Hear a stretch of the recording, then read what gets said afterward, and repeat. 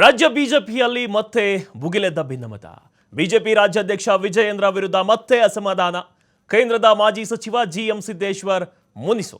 ದಾವಣಗೆರೆ ಜಿಲ್ಲಾಧ್ಯಕ್ಷರ ನೇಮಕ ವಿಚಾರದಲ್ಲಿ ಅಸಮಾಧಾನ ಉಂಟಾಗಿರೋದು. ರಾಜ್ಯ ಬಿಜೆಪಿಯಲ್ಲಿ ಮತ್ತೆ ಭಿನ್ನಮತ ಭುಗಿಲೇಳ್ತಾ ಇದೆ. ಬಿಜೆಪಿ ರಾಜ್ಯಾಧ್ಯಕ್ಷ ವಿಜಯೇಂದ್ರ ವಿರುದ್ಧ ಮತ್ತೆ ಅಸಮಾಧಾನ ಶುರುವಾಗಿದೆ.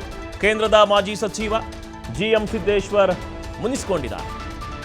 ಯಾವುದಕ್ಕೆ ಅಂದರೆ ದಾವಣಗೆರೆ ಜಿಲ್ಲಾಧ್ಯಕ್ಷರ ನೇಮಕ ವಿಚಾರದಲ್ಲಿ ಅಸಮಾಧಾನಗೊಂಡಿರೋದು.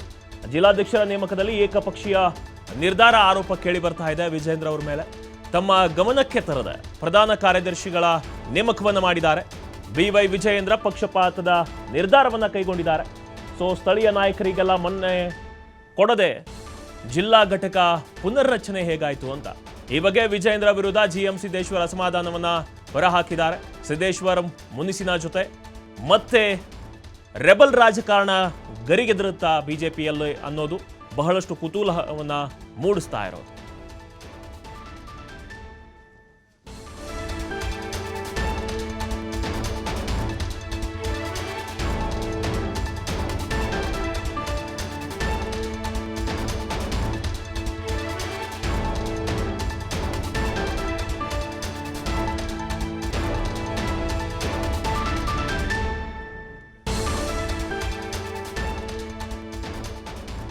ರಾಜ್ಯ ಬಿಜೆಪಿಯಲ್ಲಿ ಮತ್ತೆ ಭಿನ್ನಮತ ಭುಗಿಲೇಳ್ತಾ ಇದೆ.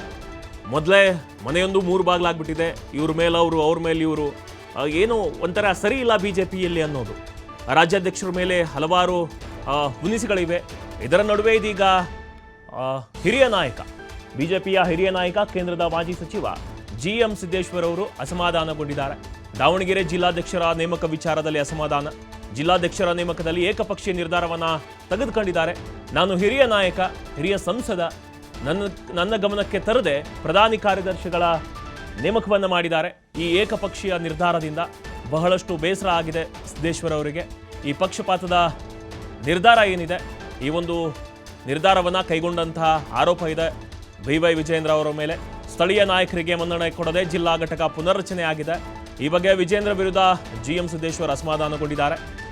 ಈ ಒಂದು ಮುನಿಸಿನ ನಂತರ ರೆಬಲ್ ರಾಜಕಾರಣ ಗರಿಗೆದರುತ್ತಾ ಬಿಜೆಪಿಯಲ್ಲಿ ಅನ್ನೋ ಪ್ರಶ್ನೆ ಕೂಡ ಮೂಡ್ತಾ ಇದೆ.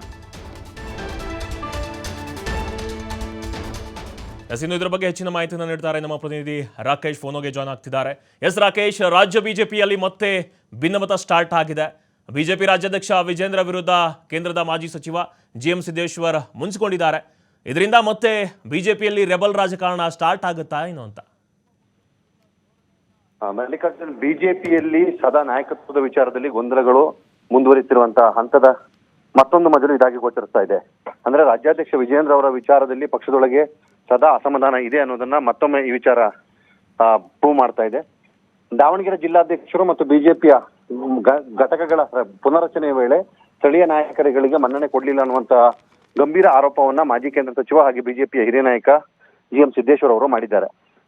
ತಮ್ಮ ಜಿಲ್ಲೆಯಲ್ಲಿ ಪಕ್ಷ ಸಂಘಟನೆ ಮಾಡುವ ಸಂದರ್ಭದಲ್ಲಿ ಸ್ಥಳೀಯ ನಾಯಕರುಗಳಿಗೆ ಗೌರವ ಕೊಡಬೇಕು, ಹಾಗೆ ಅವರ ವಿಚಾರಗಳನ್ನ ಆಲಿಸಬೇಕು, ಮನವಿ ಮತ್ತು ಶಿಫಾರಸುಗಳನ್ನ ಪರಿಗಣಿಸಿ ಪುನರಚನೆ ಪ್ರಕ್ರಿಯೆಯನ್ನ ಮಾಡಬೇಕಾಗತ್ತೆ. ಆದ್ರೆ ಅದನ್ನ ಬಿಟ್ಟು ವಿಜಯೇಂದ್ರ ಅವರು ತಮ್ಮ ಏಕಪಕ್ಷೀಯ ನಿರ್ಧಾರವನ್ನ ಮಾಡ್ಕೊಂಡಿದ್ದಾರೆ. ತಮ್ಮ ಕಡೆಯವರ ಕಡೆಯಿಂದ ಮಾಹಿತಿಯನ್ನ ಅಥವಾ ವರದಿಯನ್ನ ಪಡೆದುಕೊಂಡು ಈ ಹಿಂದೆ 3 ತಿಂಗಳ ಹಿಂದೆ ಅಂದ್ರೆ ಉಪಚುನಾವಣೆ ಸಂದರ್ಭದಲ್ಲಿ ತಾವು ನೇಮಿಸಿದಂತ 3 ಪ್ರಧಾನ ಕಾರ್ಯದರ್ಶಿಗಳನ್ನ ವಜಾ ಮಾಡಿ, ಅಂದ್ರೆ ಅವರನ್ನ ಬದಲಾಯಿಸಿ ಹೊಸದಾಗಿ ನೇಮಕವನ್ನ ಮಾಡಿದ್ದಾರೆ. ಈ ಪ್ರಕ್ರಿಯೆ ಎಷ್ಟರ ಮಟ್ಟಿಗೆ ಸರಿ, ಇದನ್ನ ಪ್ರಶ್ನಿಸುವ ವಿಚಾರದಲ್ಲಿ ನಾನು ವಿಜಯೇಂದ್ರ ಅವರಿಗೆ ಕರೆ ಮಾಡಿ ಮಾತನಾಡೋ ಸಂದರ್ಭದಲ್ಲಿ ಅವರು ಸೂಕ್ತ ಪ್ರತಿಕ್ರಿಯೆಯನ್ನು ಕೊಟ್ಟಿಲ್ಲ ಅನ್ನುವಂತಹ ಮಾತನ್ನ ಹೇಳ್ಕೊಂಡಿದ್ದಾರೆ.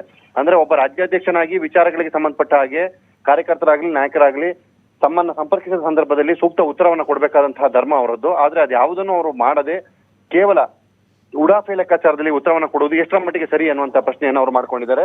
ಹಾಗೆ ಈ ಸಂಬಂಧ ತಮಗೆ ಬೇಸರ ಆಗಿರೋದನ್ನ ನೇರವಾಗಿ ಹೇಳ್ಕೊಂಡಿರುವಂತಹ ಸಿದ್ದೇಶ್ವರ್ ಅವರು ಮುಂದಿನ ದಿನಗಳಲ್ಲಿ ಪಕ್ಷದ ವರಿಷ್ಠ ನಾಯಕರ ಗಮನಕ್ಕೆ ಇವುಗಳನ್ನ ತಂದು ಪಕ್ಷದೊಳಗಿನ ಮತ್ತು ರಾಜ್ಯದಲ್ಲಿರುವಂತಹ ನಾಯಕತ್ವದ ವಿಚಾರವನ್ನ ಗಂಭೀರವಾಗಿ ಪರಿಗಣಿಸುವಂತೆ ಮನವಿಯನ್ನ ಮಾಡಿಕೊಳ್ಳೋದಾಗಿ ಕೇಳ್ಕೊಳ್ತಿದ್ದಾರೆ.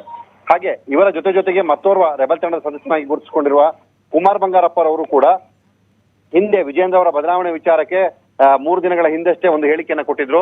ನಾಯಕತ್ವ ಬದಲಾವಣೆ ವಿಚಾರವನ್ನ ನಾವು ಇನ್ನೂ ಕೂಡ ವರಿಷ್ಠರ ಮುಂದೆ ಇಟ್ಟುಕೊಂಡಿದ್ದೇವೆ, ಹೊಂದಾಣಿಕೆ ಮಾಡಿಕೊಂಡು ಎಲ್ಲರನ್ನ ಸಮರ್ಥವಾಗಿ ಒಗ್ಗೂಡಿಸಿ ತೆಗೆದುಕೊಂಡು ಹೋಗುವ ನಾಯಕನ ಬೇಡಿಕೆಗಾಗಿ ಅಂದ್ರೆ ನೇಮಕಕ್ಕಾಗಿ ಬೇಡಿಕೆ ಇಟ್ಟಿದ್ದೇವೆ.